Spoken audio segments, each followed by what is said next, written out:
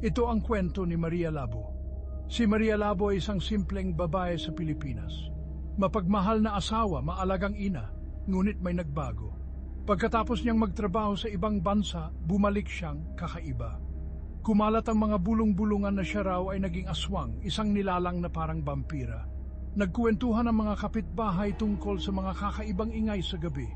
Nawawala ang mga alalagang hayop, may mga taong biglang naglalaho. At lalong lumakas ang takot. Isang gabi, nakita ng asawa ni Maria ang isang palayok na kumukulo sa kalan. Nakapangilabot ang amoy. Nang buksan niya ang takip, nanlaki ang kanyang mga mata sa nakita. Hindi may paliwanag ang kanyang nasaksihan. Hindi na muling nakita si Maria Labo.